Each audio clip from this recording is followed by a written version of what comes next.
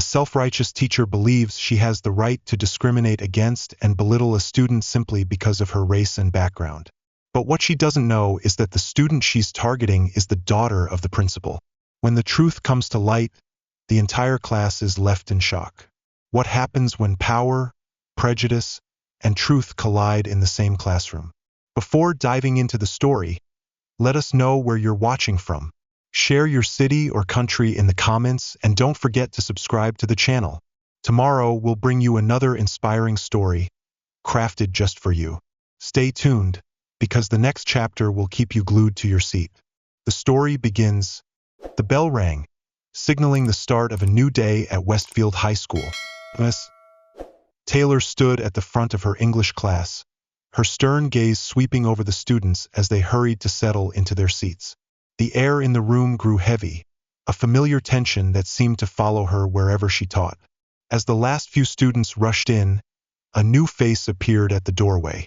Jasmine King entered slowly, her backpack slung over one shoulder. All eyes in the classroom turned toward her, some curious, others wary. Miss Taylor's lips pressed into a thin line as she watched Jasmine walk toward an empty desk. "Oh, it seems we have a new student," she announced, her voice laced with saccharine insincerity. "Let's hope you can keep up with our challenging curriculum." The word challenging was delivered with a pointed edge, her tone dripping with skepticism. Jasmine lifted her head, meeting the teacher's gaze without a word. As Ms. Taylor turned back to the blackboard, the atmosphere in the room seemed to shift, like a storm brewing just below the surface. The tension mounted as Ms. Taylor's prejudice clashed with Jasmine's quiet resilience. Today we'll be discussing themes of power and oppression in To Kill a Mockingbird, Ms. Taylor announced, her voice echoing through the room. Who would like to start? Her sharp eyes scanned the class, deliberately skipping over Jasmine, who had her hand raised. After calling on several other students, Ms. Taylor finally turned to Jasmine, forcing a tight, reluctant smile. "Yes, Ms. King, do you have something to add?" Sitting upright, Jasmine's voice was calm and measured. "I think this novel vividly portrays systemic racism." "Systemic racism?" Ms. Taylor interrupted, her tone laced with mockery. "My dear, I think you're confusing this classic novel with modern political rhetoric." A ripple of discomfort spread across the room. Some students shifted uneasily in their seats, while others exchanged amused glances, anticipating the unfolding drama. Jasmine took a deep breath, her fingers gripping the edge of her desk. "With all due respect, ma'am, the racial injustices depicted in the novel are a direct reflection of..." "That's enough." Miss Taylor cut her off again, waving a hand dismissively as if to erase Jasmine's words from existence. "Perhaps you should focus on understanding the text's original meaning instead of forcing your personal agenda onto it." The tension in the classroom grew heavier. Jasmine's jaw tightened, her unwavering gaze locked on Ms. Taylor. She didn't say another word, but her resilient demeanor conveyed a silent defiance, leaving the teacher visibly unsettled. Turning back to the whiteboard, Ms. Taylor began writing, the screech of the marker cutting through the charged air. "Now, let's discuss the themes the author actually intended to convey. Who can explain the symbolism of the mockingbird?" For the remainder of the lesson, Ms. Taylor ignored every attempt by Jasmine to participate. Each time Jasmine raised her hand, Ms. Taylor's gaze glided past her as if she were invisible. If she was meant to feel unseen, the message was clear. Jasmine's voice wasn't welcome in this classroom. Some students began to notice. A few exchanged uneasy glances, their discomfort growing with every passing minute. Others, however, seemed to revel in Ms. Taylor's behavior, casting smug, mocking looks toward Jasmine. The frustration in Jasmine's posture was evident, her shoulders stiff, her eyes momentarily closing as she tried to contain her emotions. Yet she remained composed, her pen moving steadily across her notebook, capturing every detail of the lesson. It was a small but powerful act of resistance, a refusal to be silenced or excluded from her education. As the lesson drew to a close, Ms. Taylor announced a group project. I'll be assigning the groups. We wouldn't want anyone to feel left out, would we? The underlying implication of her words lingered in the room. Jasmine narrowed her eyes, recognizing the veiled challenge. She straightened her back, her gaze meeting Ms. Taylor's with quiet determination. The bell rang, signaling the end of class. The students gathered their belongings, shuffling out the door. Jasmine took her time, deliberately packing her things with slow, measured movements. Just as she reached the doorway, Ms. Taylor called out, Ms. King, a word, please. Jasmine turned, her expression carefully neutral. Yes, Ms. Taylor? The teacher's smile was thin and sharp, like the edge of a blade. I hope you understand that in this classroom, we focus on facts and analysis, not personal opinions or subjective viewpoints. I wouldn't want you to struggle because you can't separate your emotions from the material. For a moment, Jasmine didn't reply.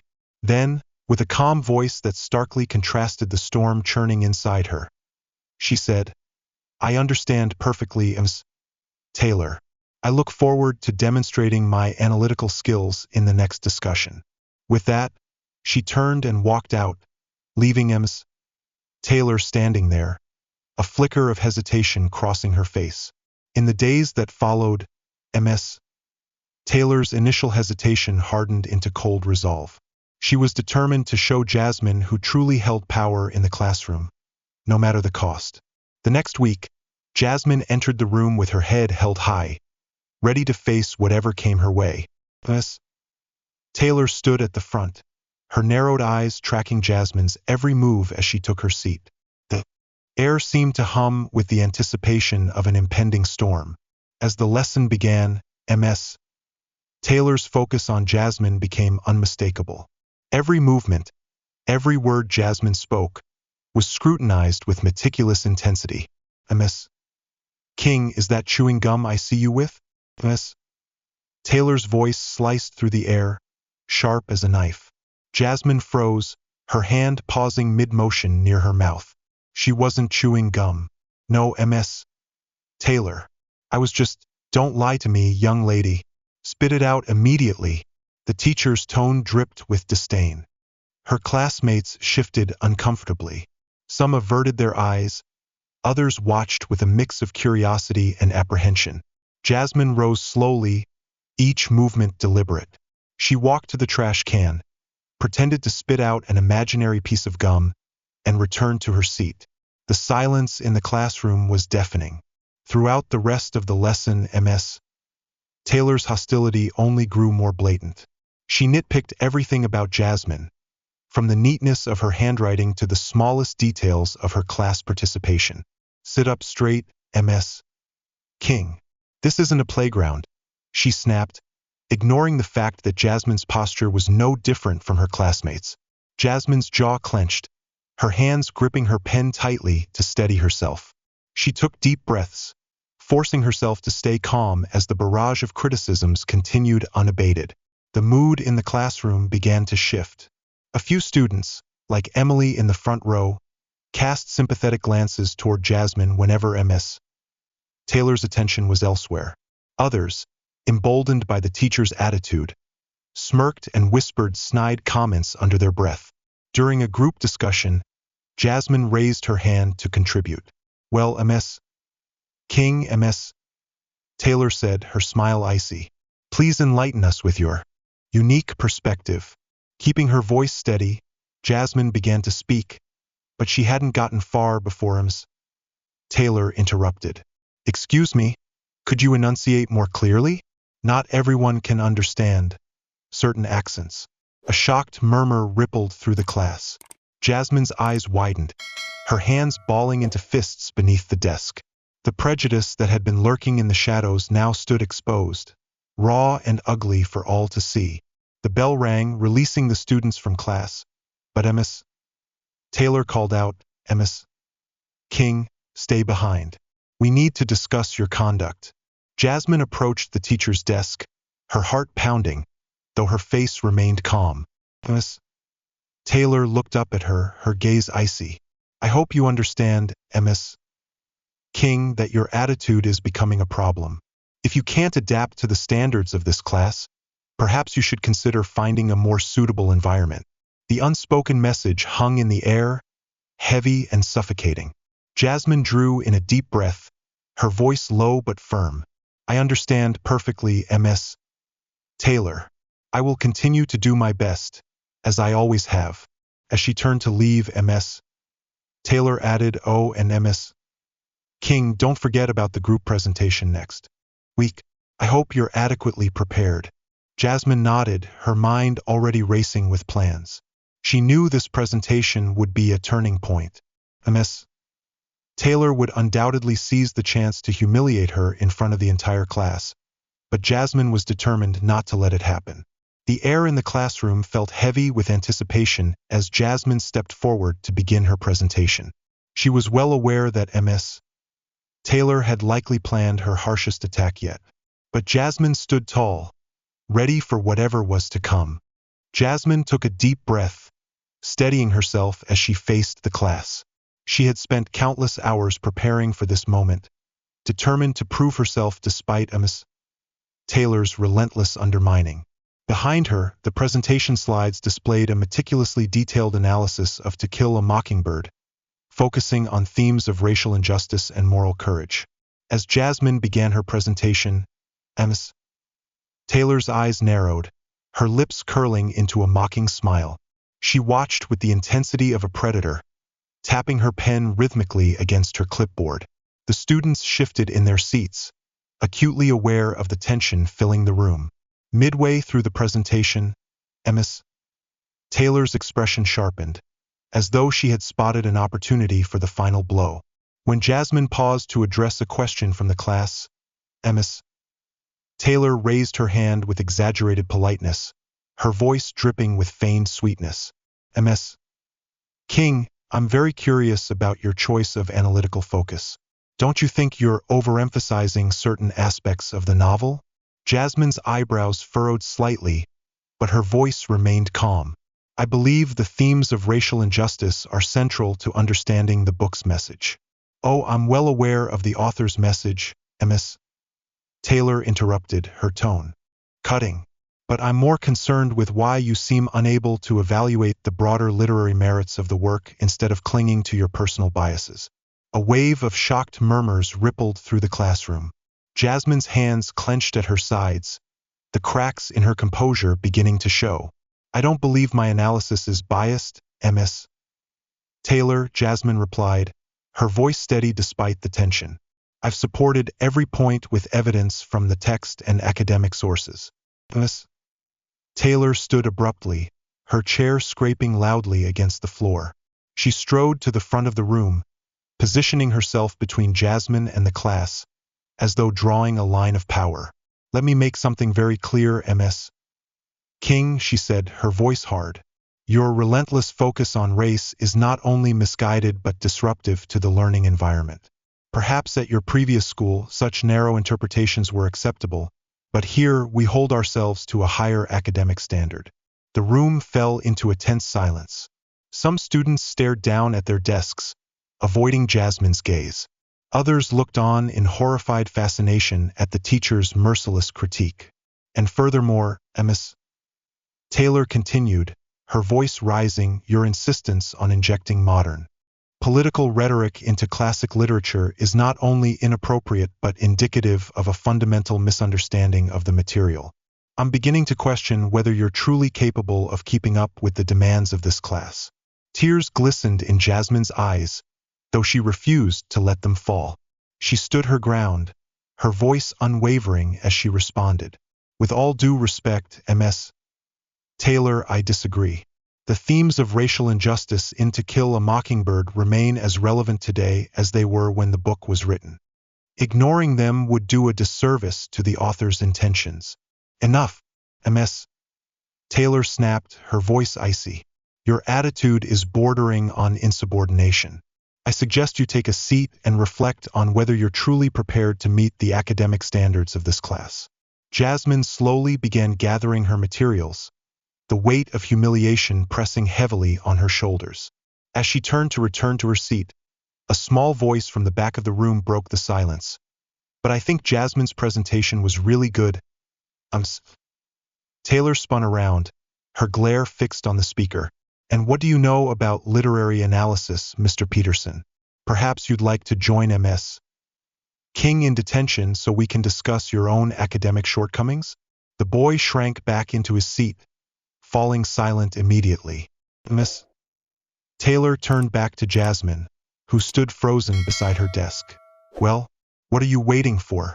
Sit down so we can move on to presentations that are actually worth the class's time. Jasmine sat down slowly, her face burning with a mix of anger and humiliation. She could feel her classmates' eyes on her, some filled with sympathy, others relishing her discomfort. The injustice was suffocating, but Jasmine forced herself to take deep breaths, trying to maintain her composure as Ms. Taylor continued the lesson, acting as if nothing had happened. Next student, please, Ms. Taylor announced, her tone brisk and dismissive. But Jasmine's thoughts were a storm of turmoil. She knew she couldn't let this continue, but Ms. Taylor held all the power, and speaking up only seemed to invite more humiliation. For now, all she could do was endure. But deep inside, a quiet resolve began to take shape. This wasn't over. As Jasmine sat in silence, thoughts of justice and defiance swirled in her mind. Little did she know, fate had another surprise in store. The classroom door swung open. Miss Taylor looked up, a smug smile spreading across her face. Class, I have an important announcement, she declared, her voice dripping with false sweetness. I've decided to schedule a parent-teacher meeting with Ms. King's family to discuss her academic performance. Jasmine's heart pounded, a mix of anxiety and determination coursing through her. She knew her father would stand up for her, but the idea of him confronting Ms. Taylor filled her with unease. The students exchanged glances, some nervous, others curious, all eager to see what would happen next. Ms.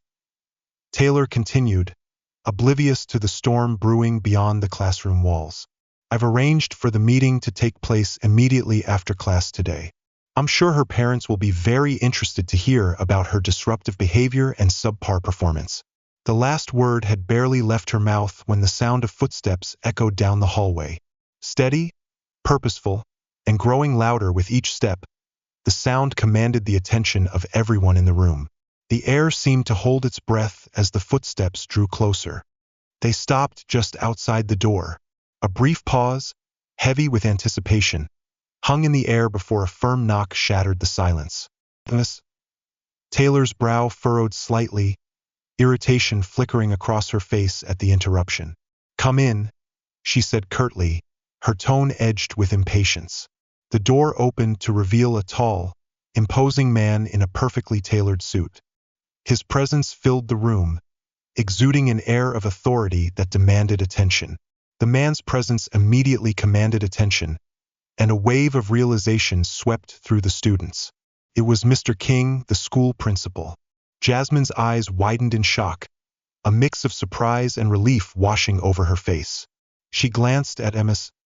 Taylor, who remained oblivious to the connection between her visitor and the student she had been targeting. Mr. King stepped into the classroom, his gaze sweeping across the room before settling briefly on Jasmine. A flicker of concern passed between them. Then he turned his attention to Ms. Taylor, his expression calm, but his stance radiating authority. Ms. Taylor, he began, his voice steady yet carrying an undertone of firmness. I hope I'm not interrupting anything important. Ms. Taylor straightened up, forcing her most professional smile. Not at all, Mr. King. We just finished our lesson on To Kill a Mockingbird. Is there something I can help you with? Mr. King nodded, his focus now entirely on her. Actually, there is. I understand you've requested a parent-teacher meeting regarding one of our students. Ms. Taylor's smile widened, clearly pleased that her authority was being acknowledged. Yes, that's correct. I believe it's necessary to address some concerns before they escalate. I see. And which student are we discussing? Mr. King asked, his tone neutral. Ms. Taylor turned toward the class, gesturing dismissively toward Jasmine. Ms. King, she said, her voice laced with disdain and accompanied by a mocking smile. Though I'm sure this doesn't concern you personally, does it, Miss? Taylor, seeing Mr. King's East Asian features, assumed there was no possible connection between him and Jasmine. She chuckled at her own remark, completely unaware of the growing tension in the room. One of Mr. King's eyebrows lifted slightly, the only indication of his reaction. Is that so? He said, his tone measured. Interesting. But, Miss Taylor, I believe this is a matter worth discussing further, perhaps in private. Miss Taylor nodded enthusiastically, clearly convinced that she was about to gain the principal's support. Of course, Mr. King. I'd be happy to share my concerns about Ms. King's performance and behavior. As Ms. Taylor began gathering her materials, Mr. King turned to address the class. His voice was calm, yet it carried undeniable authority. Class, please continue reading the assigned text. We'll step out for a moment. Then, he looked directly at Jasmine, a subtle smile tugging at the corner of his lips. It was a small but profound gesture, a quiet assurance of solidarity and support. Jasmine straightened in her seat, a newfound confidence replacing the weariness she had carried for weeks. Still unaware of their true connection, Ms. Taylor led the way out of the classroom. Mr. King followed, pausing briefly at the door to cast one last glance at Jasmine. His look conveyed more than words ever could, a shared determination and an unspoken promise. When the door closed behind them, the room erupted into hushed whispers. Students leaned across desks, exchanging theories about what was unfolding outside. Jasmine remained silent, her eyes fixed on the door, knowing that justice was waiting on the other side. The murmurs from the classroom couldn't mask the voices outside. Miss Taylor's confident tone gradually shifted to hesitation, while Mr. King's calm and measured voice dominated the exchange. Miss Taylor led him into an empty conference room, her heels clicking against the tiled floor. Turning to face him, she donned her trademark smug smile. I truly appreciate you taking the time to discuss this matter, Mr. King, she began. I'm genuinely concerned about Jasmine's academic performance and attitude in my class. Mr. King nodded, his expression neutral. I see. Please go on. Ms. Taylor launched into her explanation, her enthusiasm growing as she listed her grievances. First and foremost, she constantly challenges the curriculum, insisting on inserting her personal opinions into every discussion, which derails the carefully prepared lessons I've put together. As she spoke, Mr. King's eyes narrowed slightly, so subtly it was almost imperceptible. He remained silent, allowing her to continue. And her attitude, Miss Taylor exclaimed, gesturing dramatically in exasperation. She frequently disrupts the class with her unique perspectives.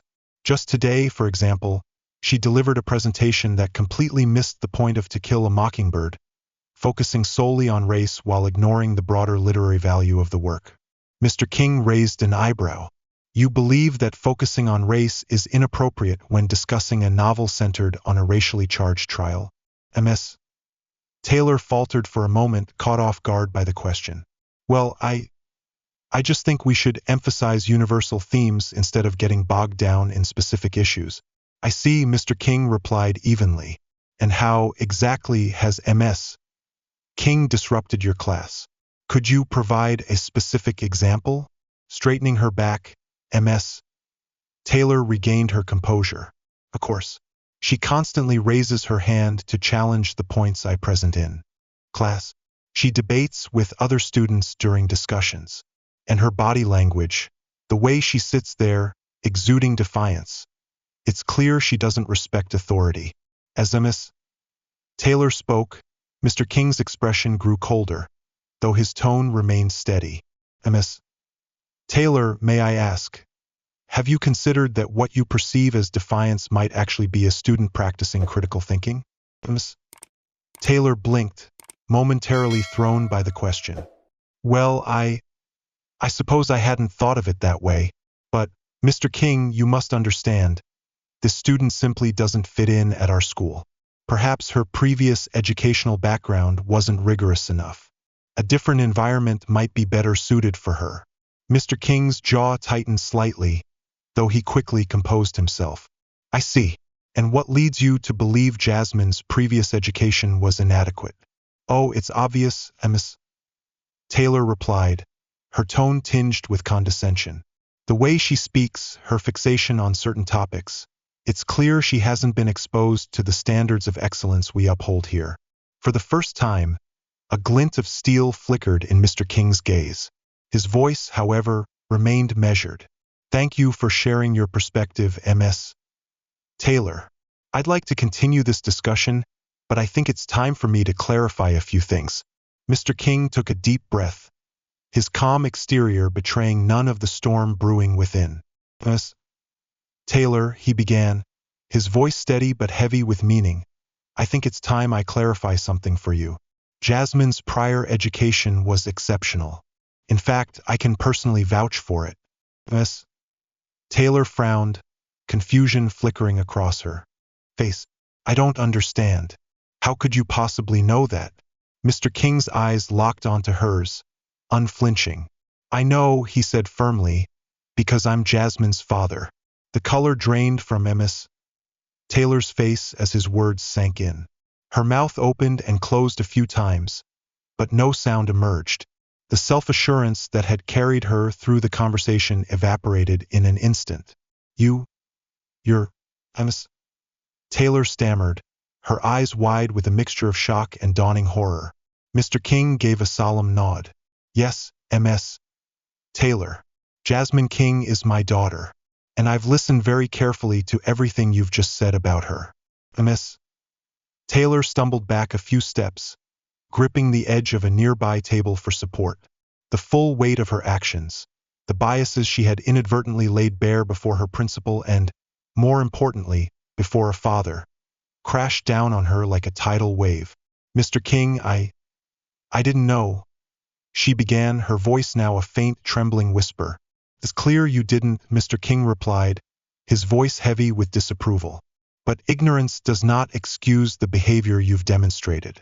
Not only is there evident bias against my daughter, but your remarks also reveal a pattern of discrimination that goes far beyond a single student. Ms. Taylor's mind raced, desperately searching for a way to salvage the situation. Mr. King, please. I can explain. I didn't mean to. Mr. King raised a hand, cutting her off. I think you've explained enough, Ms. Taylor. We'll be having a much longer conversation about this matter. But for now, I believe you should return to the classroom. We shouldn't keep the students waiting, should we? Ms. Taylor nodded mechanically, her legs feeling like lead as she turned toward the classroom door. As she moved, Mr. King added, oh, and Ms. Taylor, one more thing. I'll be joining your class for the remainder of today. I'd like to observe your teaching methods firsthand. His calm tone concealed the simmering fury beneath, but the weight of his words was unmistakable. Walking into the classroom, Mr. King followed behind Ms. Taylor, who was now visibly trembling. The atmosphere shifted immediately. Students sat up straighter, sensing the tension crackling between the two adults. Class, Mr. King began, his voice composed yet carrying an undercurrent of gravity. I believe it's time we have an important discussion about respect, diversity, and the true purpose of education. Ms. Taylor stood rigidly by her desk, her earlier confidence utterly gone. Her gaze darted between Mr. King and Jasmine, her mind still reeling from the revelation. Mr. King continued, his eyes scanning the students with a firm but measured look. I have just been made aware of troubling incidents in this classroom. Incidents that run counter to everything this school stands for. A collective gasp echoed through the classroom.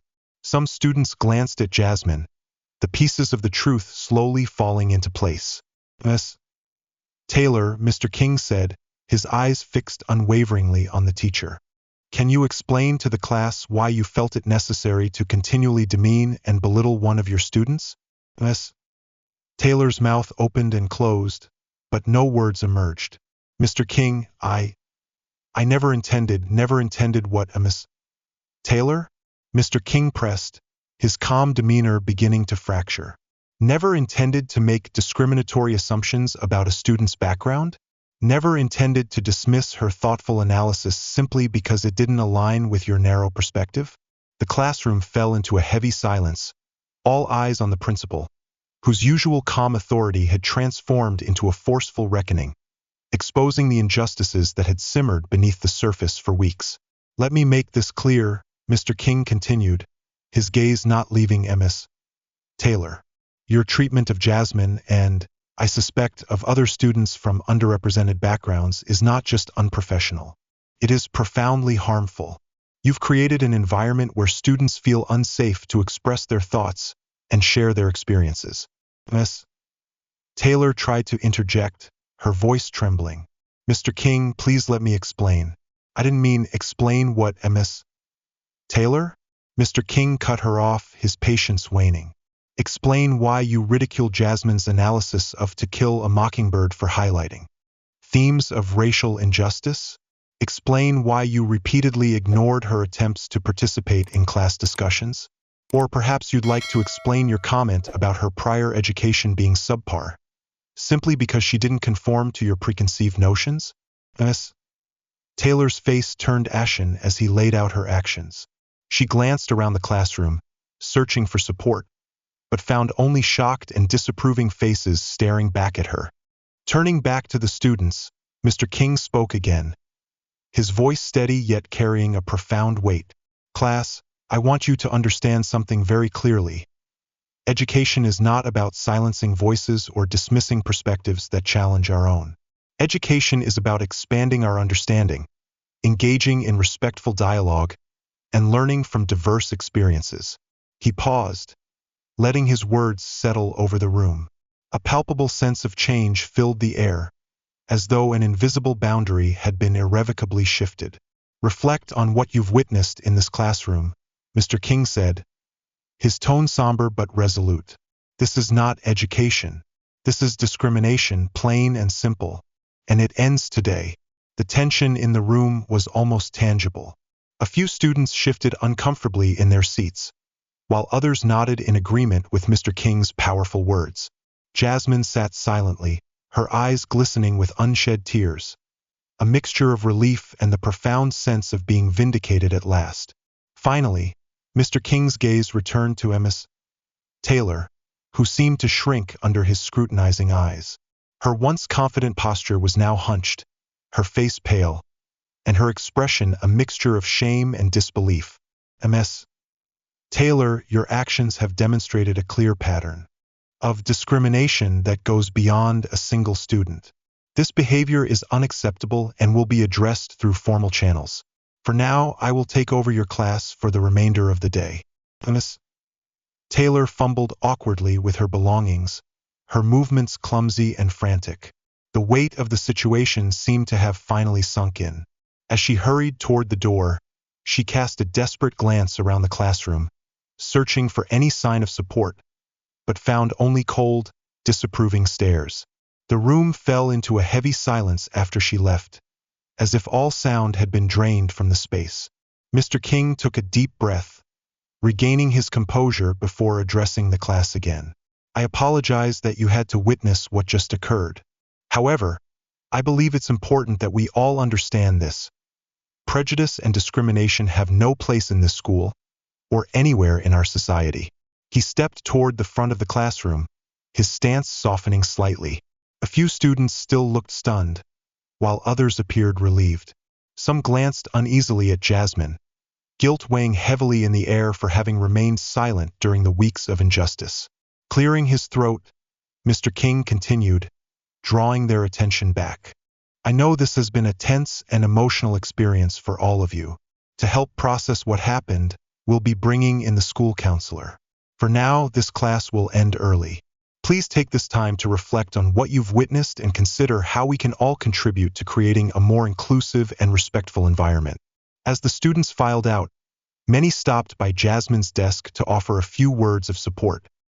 Emily, who had always sat quietly in the front row, hesitated before approaching.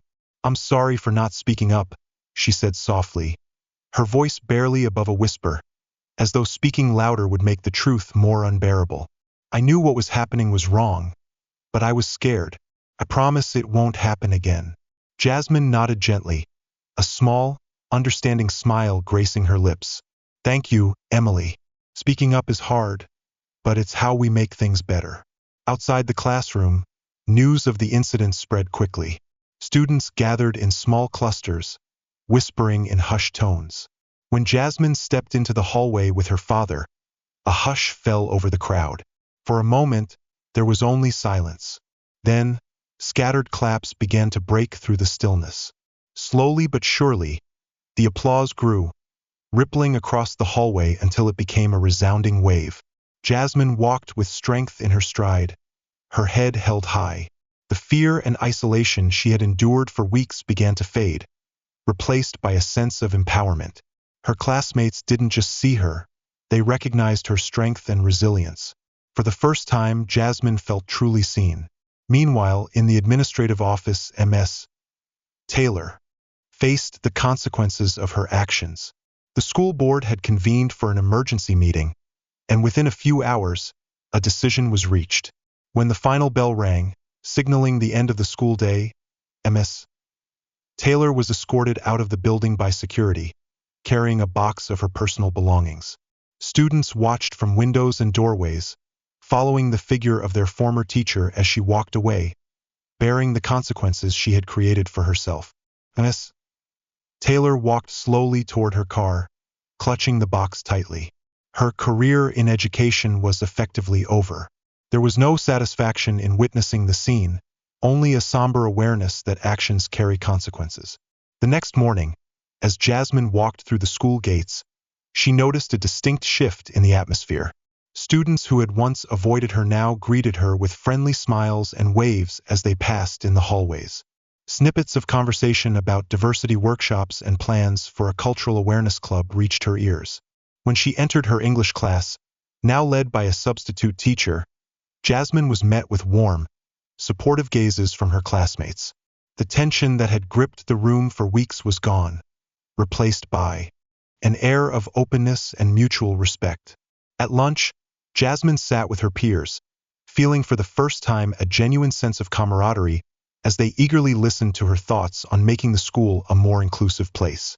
Ideas brimming with energy were shared, diversifying the curriculum, creating mentorship programs for students from minority communities, and more. For the first time, Jasmine felt her voice was not only heard but valued. After school, as Jasmine and her father passed the now vacant spot where Ms. Taylor used to park her car, Mr. King gently placed a hand on her shoulder. Jasmine, he said softly, what happened here isn't just about one teacher or one classroom. It's a reminder that change is possible, but it takes courage to speak up and stand firm against injustice. Jasmine nodded, her expression contemplative. "I just hope it doesn't stop with today," she replied. "There are so many people who face discrimination every day, both in and outside of school." The events at Westfield High School exposed how deeply ingrained prejudice could exist, even within an educational setting. Ms. Taylor's treatment of Jasmine revealed biases that had gone unchecked for years. But Jasmine's bravery in standing up sparked a transformation. The school community came together, committed to creating a more inclusive environment. New initiatives, diversity training, and open dialogues challenged old assumptions. Both students and teachers were forced to confront their own biases and blind spots. Jasmine's journey, from being a victim to becoming a leader, demonstrated the power of resilience in the face of injustice. It was proof that one voice, even when it feels small, can inspire meaningful change. Her willingness to turn pain into motivation for positive change inspired many to reflect on their own beliefs and actions. This story reminds us of the power of courage, resilience, and solidarity in confronting injustice. If you were Jasmine, what would you do to stand up for fairness? Have you ever faced injustice or witnessed something that needed a voice to speak up? Share your story in the comments. Your voice could be the inspiration and strength someone else needs to spark positive change. If you found this story meaningful, share it with your friends and loved ones to spread the message of respect and inclusion. Thank you for following along and being part of this journey with us. Don't forget to like, subscribe, and turn on notifications so you won't miss our next inspiring story. Together, let's create a better world, one small but meaningful step at a time. Wishing you a wonderful and joyful day.